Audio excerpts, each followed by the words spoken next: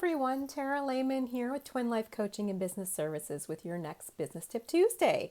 Today I want to talk a little bit about brainstorming and why it can be so vital to coming up with great ideas. First of all, when you do a brainstorming event, you should have a diverse group of people with you. Or if you're a sole proprietor, for sure, your coach can help you. Or if you have a group of friends, anybody that is familiar with what you do, they can certainly help with your brainstorming. How brainstorming should normally work is you have at least one other person there. You want somebody with a new set of eyes on it. So definitely have somebody who maybe isn't exactly in that department, or a team that is diverse, or like I said before, with your coach if you're a solopreneur. So brainstorming works by basically going around the room and saying anything anybody wants to without judgment and without actually responding to it. So let's say we are together and we're talking about how to grow our business by 5% this year, and there's 4 of us in the room. What we would generally do is have somebody write down the ideas or on a whiteboard or somewhere that you're going to have access to it later. And you're going to sit and each person gets to say what they think until there are no ideas left. Again, there's no judgment and there's no discussing the ideas. Each person gets their chance to talk. It might be something completely out of budget. It might be something way out there. It doesn't matter. You write them all down. And then when you are all out of ideas, you walk away. Come back the next day.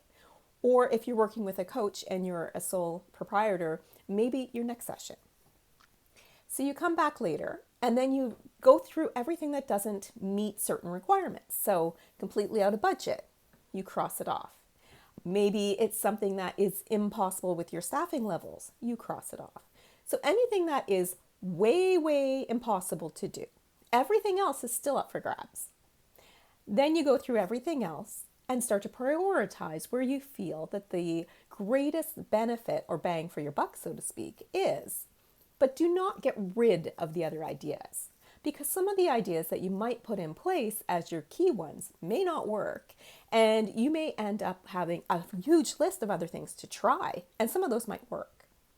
The great thing with having a diverse set of people, say from different departments, different teams, or people who really don't even know what it is that you're trying to do or how to do it.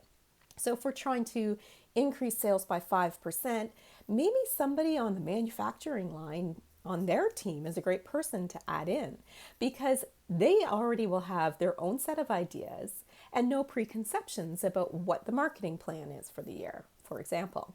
So it can be a great way to come up with amazing ideas, how to become more efficient, which will increase your profit, for example.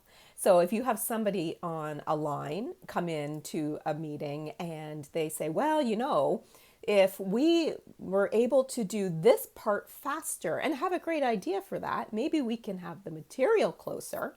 We can save 30 seconds every single time we make the widget. You never know what might come up.